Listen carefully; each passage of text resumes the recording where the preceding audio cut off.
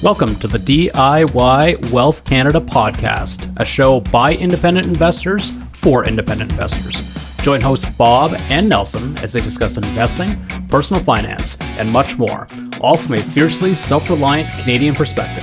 As a reminder, nothing you're about to hear is investment advice. Thanks for listening and enjoy the show. Hey everybody, welcome back to another episode of DIY Wealth Canada podcast. It's a podcast I'll record to help you build wealth over time. I'm Bob here. With me is Nelson, my co-host. Today we got a guest coming on, Mark C. from My Own Advisor. He's a second appearance on the show again. He previously appeared a few months ago. So welcome back, Mark. Yeah, thanks, Bob. Thanks, Nelson. Nice to be back and reconnect a little bit. I assume you've been having fun with the podcast of late? Yeah, for sure. We were having lots of good discussions, and it's always nice to have guests coming on instead of just us rambling on and talk.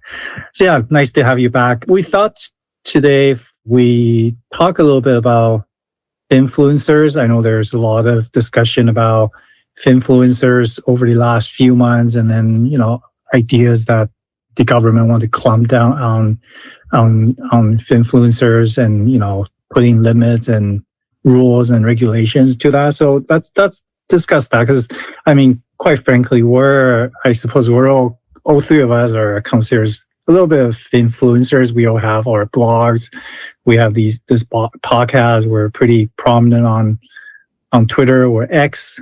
So yeah, let's have some discussions and let's see where this goes, and then we can always pivot and go from there.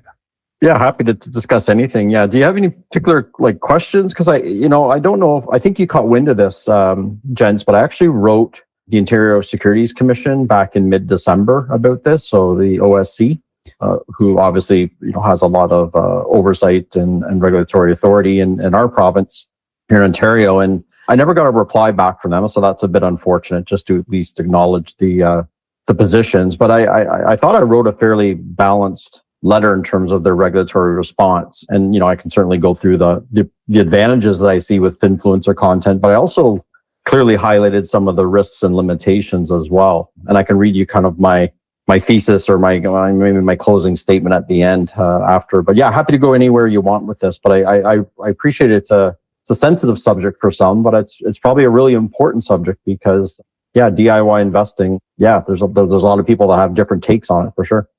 Yeah, I think the number one thing I see on Twitter or X, I still refer to as Twitter because that's how I started, is a lot of financial advisors say, oh, if you're a blogger, you shouldn't be providing any sort of recommendation or suggestion, or basically what we write on our blogs are not okay because we don't have any official titles and such. And I don't know, that rubs me off a little bit because we're just kind of trying to share our experiences, right? Like our mistakes and our things we've done in the past. So that, where does that lie? Like, is it only okay if you have like a professional designation, then you could provide some general advice, or is it okay to have everybody talking about investing? Like where does that line go? Lie, right? Like it's so tricky that way. And I think it's one thing. I know, Mark, you and I, we've been blogging for over a decade now, and we generally talk about things we do and give our personal opinions. But you also see some bloggers or even YouTubers really pumping out particular products, and personally, I think that's a little bit too much because there might be some financial gains there from these YouTubers or bloggers where they're not disclosing these things. So just give us your thoughts on that. Yeah, maybe a few, and I can kind of highlight some of the things I put in my letter to the OSC, the Ontario Securities Commission, like I said, back in December. I think, even regulated professionals are incentivized, right? So they're incentivized by providing a service or through compensation structures like assets under management, right? So we want to think about, wealth management firms are obviously there to grow their book. Otherwise, they're probably not in business for very long. So even the professional industry, beyond banking, beyond, I would say, the branch sales in terms of mutual funds and the like, they're incentivized. And so that's one thing. The second thing is that I would say, all registered advisors or financial advisors and the like, they don't necessarily have a fiduciary duty, right? So they don't have the fiduciary duty obligations to basically always do what's in the best interest of the client, right? So, I'm with you, Bob, and maybe Nelson, I don't know how you feel about this, but certainly promoting certain products and, going on and related to a particular service as it relates to sponsored content and the like is for me a no-fly zone. I mean, I can speak for myself on my site. All my content is written from a personal perspective. I have disclaimer, dedicated page on it on my own advisor.ca. Absolutely about that. This is my personal finance journey. It's my perspectives. It's my opinions. None of the information is obviously tax advice, even though I do my own taxes, or it's not insurance advice, because even though I manage my own insurance needs and things, I have a corporation. None of that's related to managing or growing a business, what have you. So it's all from a personal perspective, and I've had it branded that way for well over 15 years now. And I enjoy sharing my personal finance story because for a few reasons. One is it helps me stay accountable to me. Two is I'm able to engage with like-minded investors that I would have never probably have met had I not had the public domain I have. And three, it's actually a bit of fun. It's a creative license for me to do some creative writing and some things that I don't normally do in my day job. So, there are, I can go on about some specific advantages of, Finfluencers and what they do, but I can also talk about some of the risks and limitations that I feel that Finfluencers actually have, right? And so I do see both sides, but, ultimately, even my own letter that I wrote to the OSC, I basically said that, without clear disclaimers and without clear disclosures to anyone that's reading your content or following a channel or something, to me, that's a no-fly zone. And so I've tried very honestly over the years to say what I know and also what I don't know, and be very clear that this is my personal finance journey. And if someone can take a nugget out of it, whether it's good, bad, or indifferent, to tailor their own means, I think that's amazing. But ultimately, that decision lies with them and not me. Yeah, Mark, I think that a lot of the Finfluencer discussion really comes down to the incentives, like you mentioned. And, we can talk about the incentives of the people on YouTube who are pushing high yield ETFs and things like that, and are often compensated by these fund companies, and perhaps they, aren't making that disclosure very obvious. But I want to kind of focus or pivot back to the financial advisor aspect of this, because Bob, you talked about they are, as a group, extremely critical of the kind of DIY investing community, sort of discussing things amongst themselves. They point to various, like pieces of advice that they may think is bad or incorrect.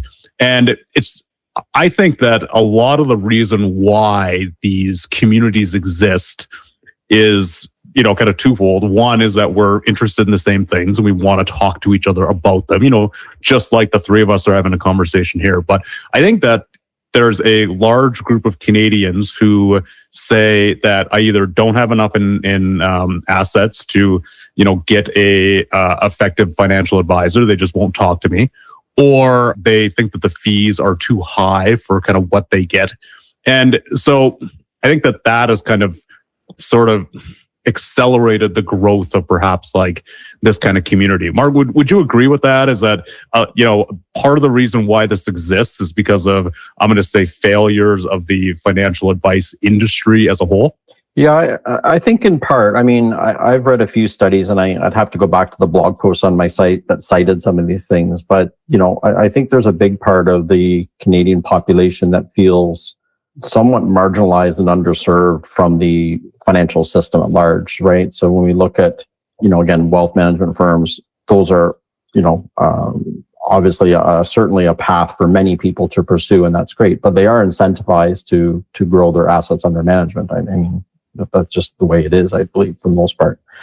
So, unless you meet a certain threshold, then maybe certain wealth management firms do not want to work with you, but have you, I think there is the younger population and, younger cohort of investors that have always grown up with the internet. And so they feel that some form of robo-advising or some sort of digitization of robo-advisor services may be just what they need, and that's good enough for them, and that's great. But if they, obviously want to talk to somebody, then there comes with a fee-for-service cost on top of that.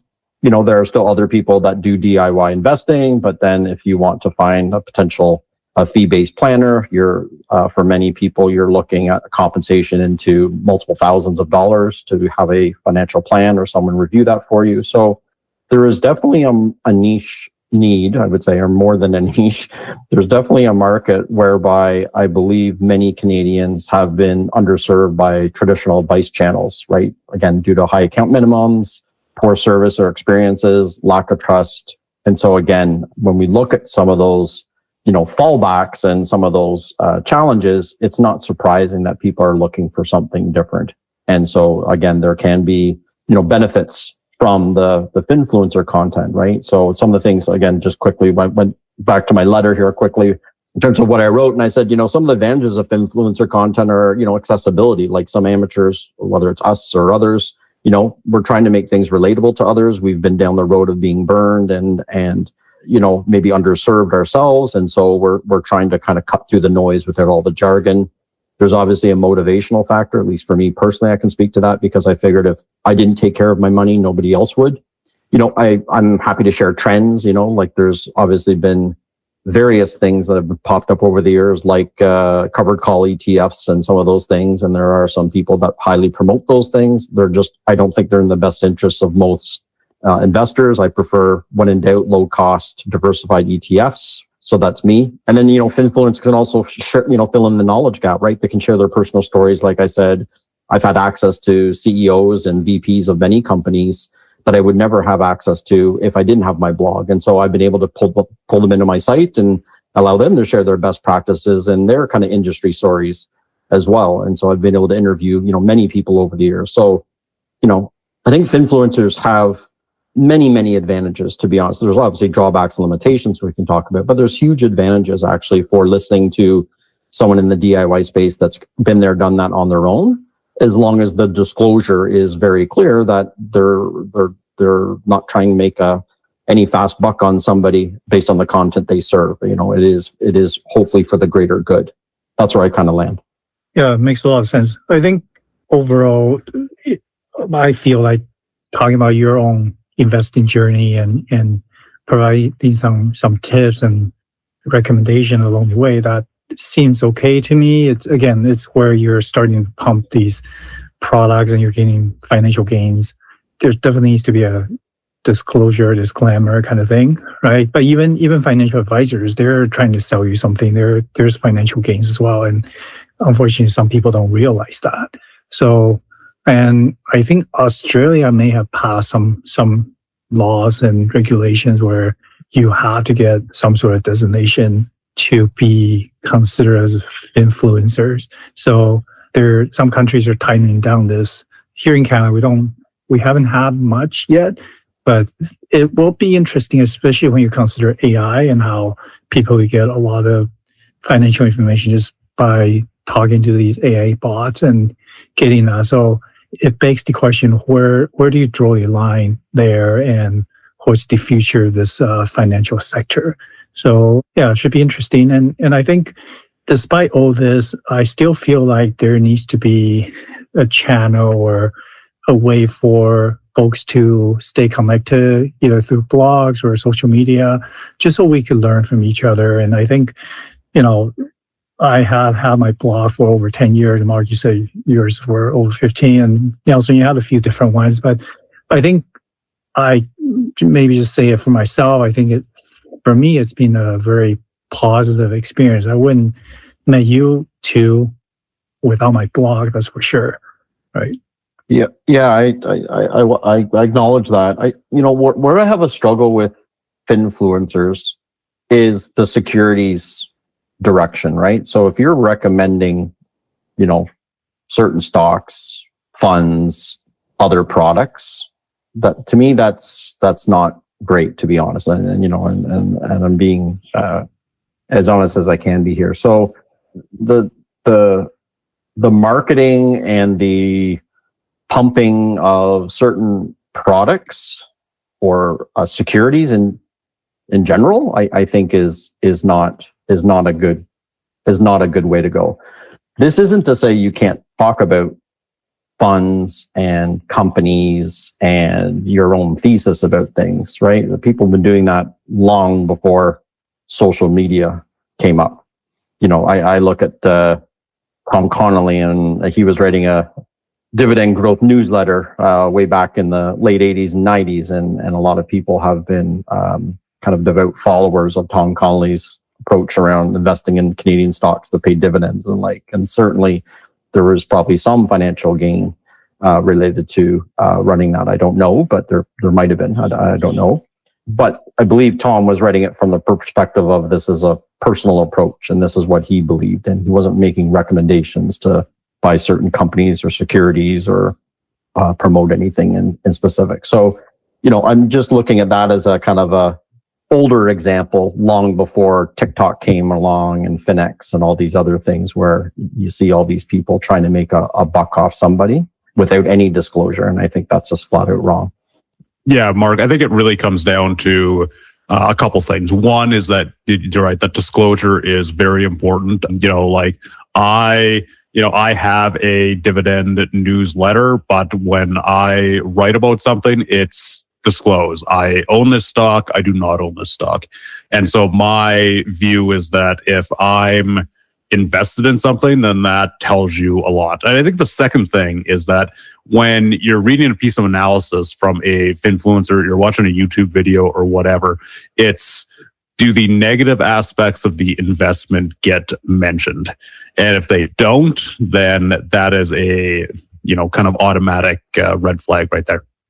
Yeah, I like that you brought that up, because I think Finfluencers, one of the risks and limitations I wrote to the OSC governing body is I said there can be an oversimplification and a format limitation. And this is kind of what I wrote almost word for word. Social media formats may oversimplify nuanced financial topics, but this also include posts and contents from the regulated industry, even if they're well intended, right? So I've seen things online where it's like, you know, by, you know, some global ETF and chill, right? And I've seen that from the financial industry. I've seen that from DIY investors.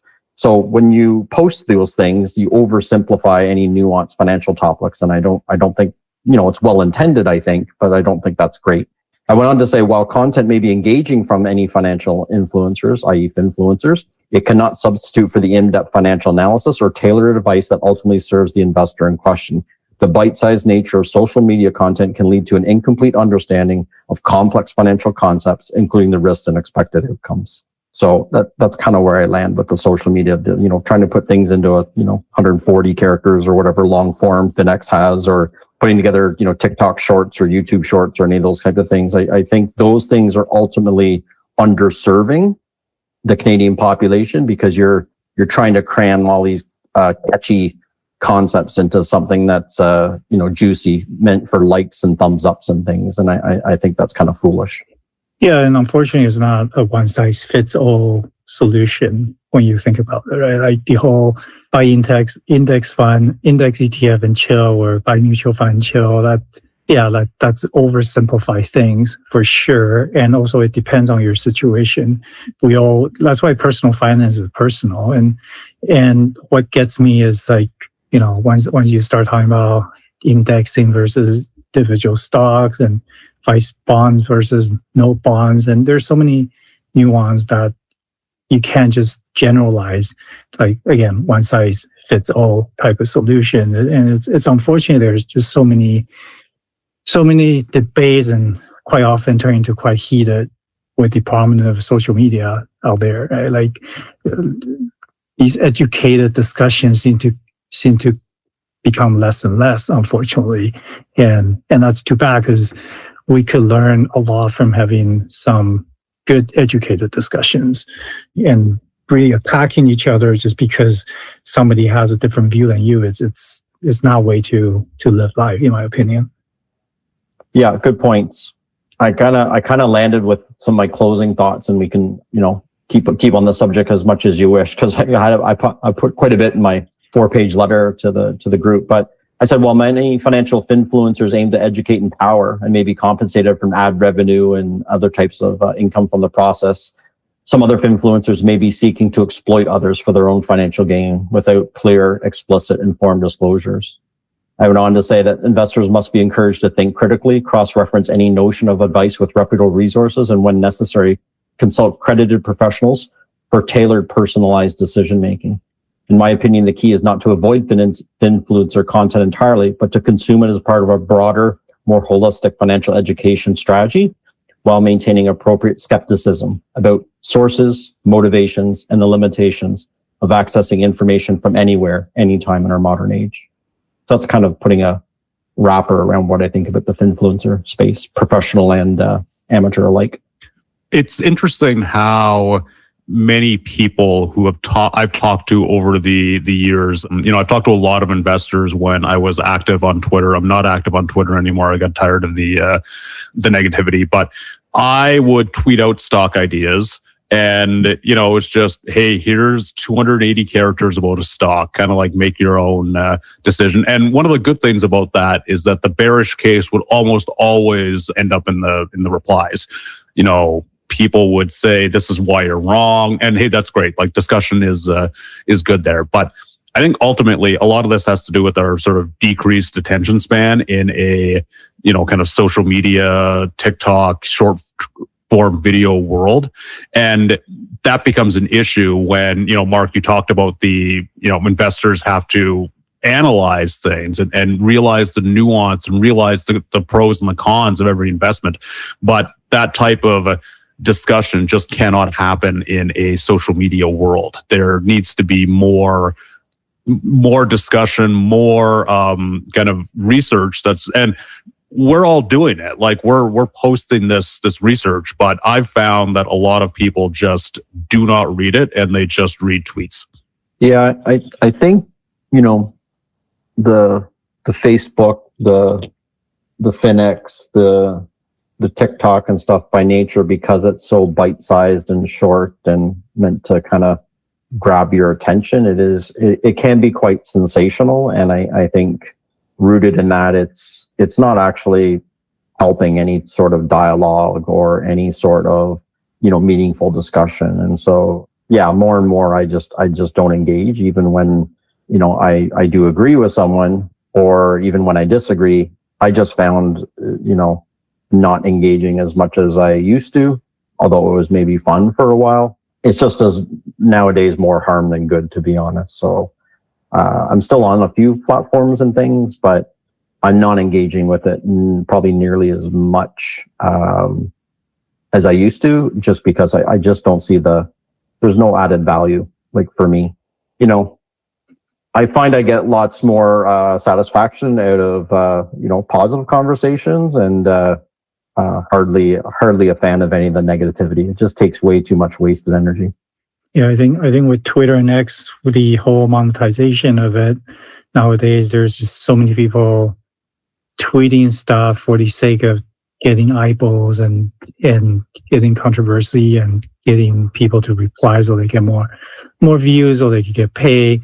So sounds like you guys are posting less and less. Like me too, right? Like I hardly write new stuff anymore nowadays. Really just checking out what's going on and kind of read here and there people's replies that I follow. But yeah, for the most part, it's becoming quite toxic, and it's hard to find valuable information nowadays.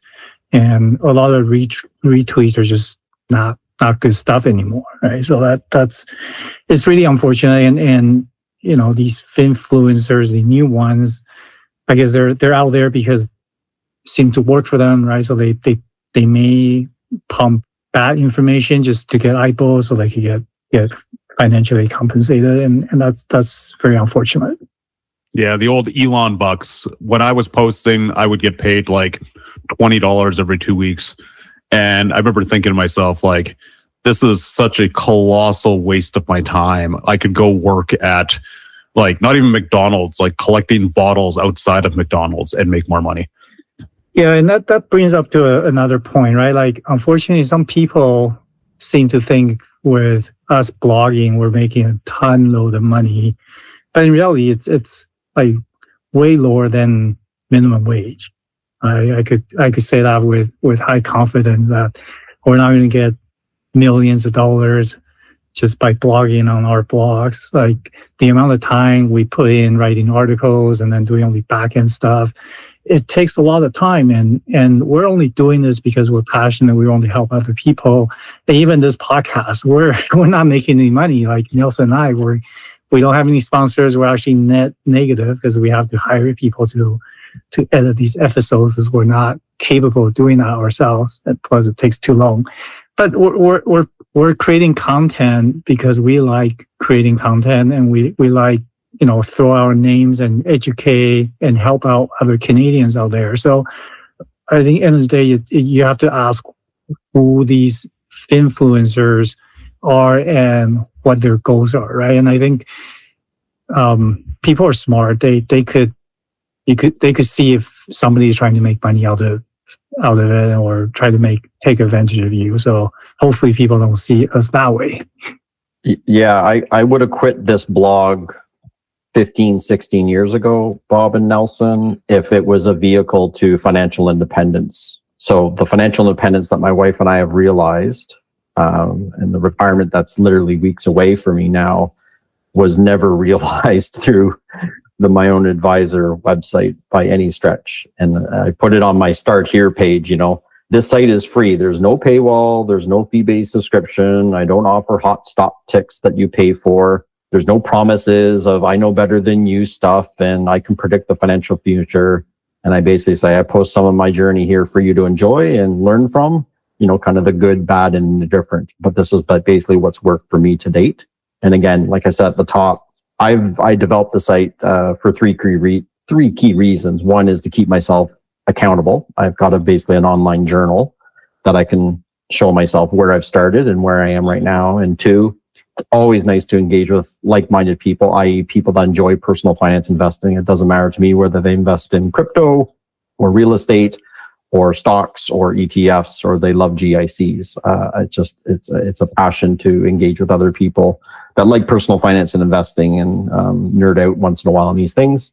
And the third main reason is it's fun for me. It's a creative outlet. It gets me enjoying the creative side of my brain, I guess, in terms of an outlet and to talk about things. And so as long as those three things still apply, I'll keep doing what I'm doing in some shape or form. Maybe I will start a YouTube channel. Maybe I will do a podcast myself in the future and see what other creative things that come out, because I had the time to do it and experiment. So I won't be surprised if I take a leap of faith and do those things, maybe, or at least try it. But yeah, those have always been my reasons for doing it. It's never been, maybe some people have done really well off a blog and a channel and all these things and made themselves financially independent because of that business and entrepreneurship, but that's not me and never was, and that's fine.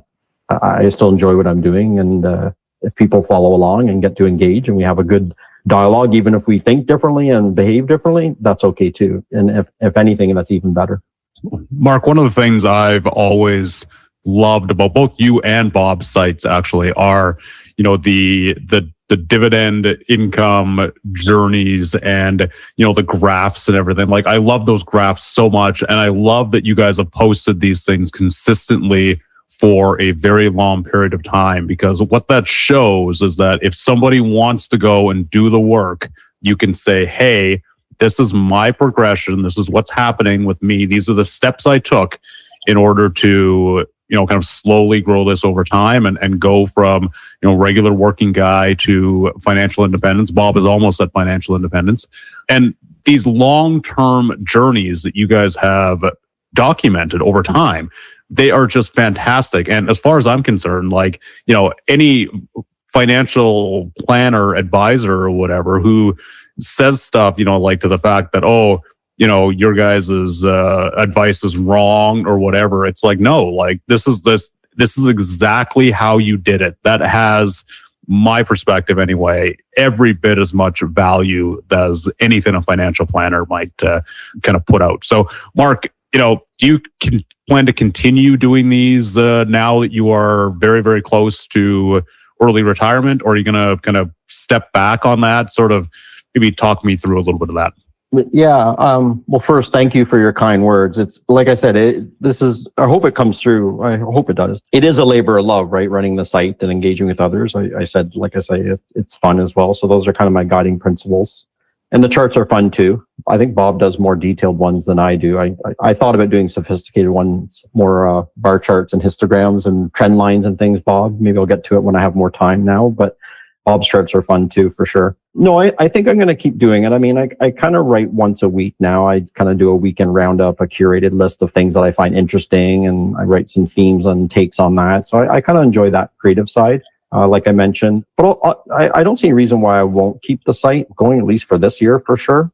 It's fun. Like I say, I enjoy it. I'll have a little bit more time. I'm tempted to try, maybe doing a podcast at some point and talk about all the things that I've been through as a DIY investor for the better part of 20 years to reach financial independence. My wife actually wants to get into some creative work as well. Like maybe, when we start traveling more, not that we didn't travel a lot prior to retirement, because we've been to many countries around the world. But, when we travel more and we do maybe some interesting travel, maybe putting together some travel content on a channel may be interesting. So we're toying with some of those ideas. It would get people to see a different side of me, where maybe my face is on camera and my voice is out there a little bit more versus the print format in Minor Advisor. But yeah, I can't see myself stopping right away. But yeah, I've thought about doing content in a different manner, just because I'll have the time and I may find it interesting, and it may be another way to express myself, to be honest. So yeah. Yeah, I think we all start with blogs, and I don't know, for me, just like you, Mark, it's been a fun creative outlet. Like, I've never been a big writer myself, but the more I write, I'm like, hey, I like writing out stuff and just writing stuff, like writing my ideas down, and yeah, and being a numbers person and spreadsheet, like I've been doing more and more sort of numbers analysis, just looking at our journey and stuff like that. And I think that's something quite worthwhile sharing, because we have the numbers, we have the years of experience, whereas it's completely different than just say, hey, invest in index ETFs, right? So when you have the numbers to back up your journey and demonstrate, I think that's incredible and extremely valuable to readers and listeners, right? It's not just we're making up some numbers and we're posting. I know that's certainly different. Yeah, I mean, there are lots of folks that visit my site. You two may get similar reactions, and you've had some stories. Maybe this is another show altogether, but Nelson, you post about one or two in particular folks that have done extremely well with their investing, like multimillionaires. Bob, I think you had a reader as well on that subject, or a couple of readers as well. There are people behind the scenes that email me. A few put in my comments, but they like literally dozens upon dozens and dozens of people that fill my inbox over the years. And they've done extremely well with their investing, with DIY investing. And getting back to like what any wealth management firm or fee-only planner might share, live below your means, save and invest the difference, keep growing, your savings rate where you can to invest in, tax-free savings accounts, RSPs, tax-deferred vehicles, etc. Disaster-proof your life, buy enough insurance to make sure you protect you and your family from a catastrophic loss. And then at the end of the day, live your life. Like, if you can do those 4 or 5 things and just rinse and repeat those things for the 15, 20 years, kids or no kids, single or in a partnership, like just doing the basics really, really well over time can yield massive, massive results. That's such a great comment, because Bob and I were talking about this in a previous episode, where it's like we feel like financial folks just they get a little bit of knowledge. They want to show everyone how smart they are, and they just come up with these overly complex solutions to very simple problems. And the more like kind of the older I get and the more sort of like maybe involved or whatever I get in this community, the more I really just value like kind of the Pareto principle kind of stuff, where it's like, your top 20% of your effort is going to yield 80% of the results. And Mark, like you said, it really just comes down to basics, doesn't it? I think it can. And, I think, thinking about folks maybe in the air quote industry, like, wealthy barber mantra, Dave Chilton, like he's made quite a career out of having a very strong brand and just rinse and repeating the basics to, Canadians ever since the wealthy barber came out and, the recent updated version of it.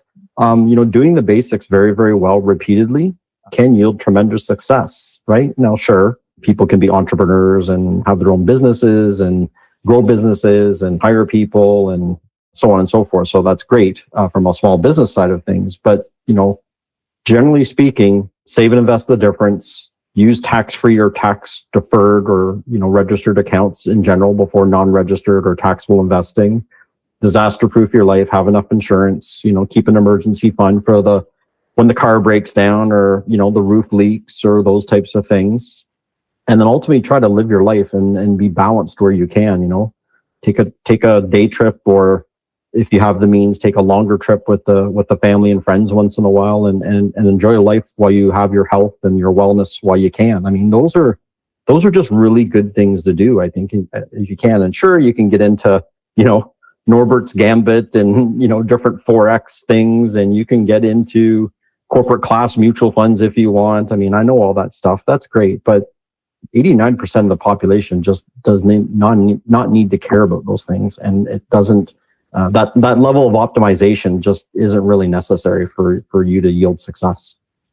Yeah, for sure. I think keeping it simple, keeping it stupid, it's the best way to approach things when it comes to investing.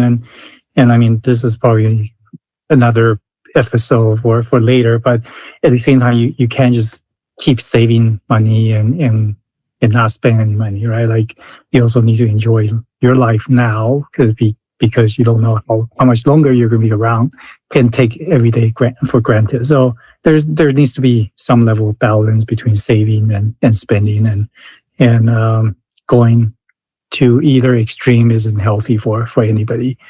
So yeah, I think overall, whether the government decide to crack down on Finfluencers or not, we'll have to wait and see what happens. But I think for the most part, all three of us still enjoy what we done in the last decade or over a decade, right? And all three of us plan to continue doing what we've been doing. Yeah, for sure. Mark, let me ask you, so you are, we were talking off air, you're just a couple months away from officially retiring. Your wife, I believe, is semi-retired already now. What are you looking forward to the most now that you're very close to your early retirement? Yeah, thanks. My wife actually retired in October last year. So she's been living the life as I'm still going to work a couple days a week. So that's been an interesting exercise to watch her watch the anxiety actually come down over a period of many weeks and months. But yeah, that can be another episode as well. But yeah, I mean, I think the thing I'm most looking forward to, Nelson and Bob, is just the opportunity to think and kind of get back a little bit of my time. I've been very fortunate actually over the last year to work for an organization and a manager, my VP, where there's been a lot of flexibility for me to transition to this retirement. So it's been a little bit uncommon, I think, for an individual in my role where I'd be able to work basically 3 days a week instead of 5 or more, if you will, in terms of the extra overtime that's required in my role here and there. So I've had a very good employer and a very good manager to work with that has known about my transition and my eventual retirement, and they kind of made my role. They allowed me to make my role quite flexible while still meeting kind of organizational needs. So that's been cool. But yeah, just honestly getting back some of my time to think, time to decompress and figure out what's next. And I maybe I will work again. Maybe I'll do contracts in another year, and I'll be re-energized to do other things. Maybe I'll be doing more volunteerism in my community. That's, something I've been thinking about on my radar. Probably make more investments in my health. Not that I'm unhealthy, but, definitely want to be working out more and being outside more and just enjoying the extra time that I have, especially with aging parents and seeing family and friends as much as we can, if not more. I think just being able to have financial independence offer us the opportunity, if you will, to buy back a bit of our life energy and our time. I think that's the most exciting thing for me, what that turns into. I wish I knew, but I didn't know I would get necessarily here 15 years ago either, right? But here I am. So it's cool and exciting. It's nervous, but at the same time, it's probably everything I've wanted actually for a long time, and now it's here. Yeah, I that's think fantastic. I was going to say, I think the best part about financial independence and retiring early is that even if you don't succeed at it, like, what's the downfall? The downfall is that, like, you go back to work or whatever, like, it's like shooting for the moon. You still end up at the stars, So I'm not sure there's really any kind of downfall to trying it and seeing if you like it and then kind of going from there. Yeah, that's kind of where we've landed, my wife and I. Like, it's obviously a bit of a leap of faith. I mean, like I mentioned maybe off air in previous chats with you both and other people too. Like, yes, we could work longer. Like, absolutely, we could work longer. But we wanted to take this opportunity just to give it a try and see if we can make a go of it. And I'm pretty sure we can. It's all to me about what you intend to spend. That's ultimately the first starting point for any financial independence or retirement or semi-retirement discussion is, what do you intend to spend? And if your income from your portfolio can cover those spending needs, if not more, then you probably already have your answer. But I mean, ultimately, yeah, there is some risk with retirement, maybe at any age. Longevity, like you hinted at, Bob, because we all don't know how long we're going to be here. So maybe you work too long and you don't get to enjoy it, or maybe you work too little and complications pop up and what have you. But yeah, it's always a risk, I think, at any age. But I think we've made an informed decision and an informed one on the risk curve, if you will, to do this. So it is exciting. I'm looking forward to it. And yeah, I've been fortunate to have a good career, but it's time to do some different things and try some different things while I have the time and the energy that we can. And we just feel very, very fortunate. Yeah, we'll need to get you back on this podcast and talk more when you finally step back and then find out more about your prior life. Yeah, you're waiting if I have a different answer, maybe, right? Like I sound full of energy right now as we record this, but maybe you find me in a couple of months and it's like, oh my gosh, the reality set in. What did I do to myself? Kind of thing. I'm kidding, of course, but if anything, I think it will be hard to find a time to record podcasts because you'll be so busy doing various things that you enjoy. So we're looking forward to hearing more about it. Yeah, amazing. Happy to always chat, and appreciate the time that you offer up to engage too. I know we chat over email and messages once in a while, and it's always nice to keep tabs on you too and figure out what you're doing with your life too. So hope you continue to enjoy the podcast and stuff. And yeah, happy to come back and give you a dose of reality in a couple months if you want. Appreciate it. Mark, can you let everyone know where they can find more of you if they're interested? Yeah, for sure. So the 15-year plus journey remains online because I'm paying my bills to run the site. So it's myownadvisor.ca.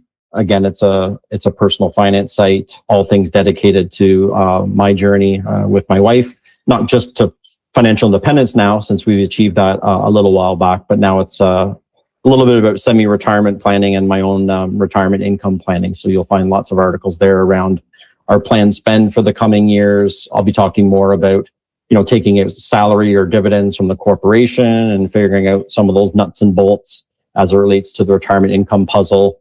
And yeah, I also do like case studies, retirement income case studies on my site as well. And so you're welcome to contact me anytime about any of those things, and look forward to seeing anybody on the site who hasn't found me yet. Fantastic. Mark, we appreciate you coming on. I'm sure you're going to be a semi-regular recurring guest, or maybe you'll be too busy and we'll just get AI to approximate your voice. There you go. It sounds like you've got me replaced already through the power of technology, but hopefully not. I am a real person, and I'm happy to come back at some point. All right. Well, now we don't need the AI, so we're good. Okay. Anyways, anyone, thanks for joining us. Always appreciated. We'll see you all next week. If you enjoyed the show, make sure you subscribe to never miss another episode. For more from Bob, visit his site at tawcan.com. That's TAWCAN, all one word. Nelson can be found at CanadianDividendInvesting.com. They're both on Twitter as well. Just search for Talkan or CDI Newsletter. Thanks. See you next time.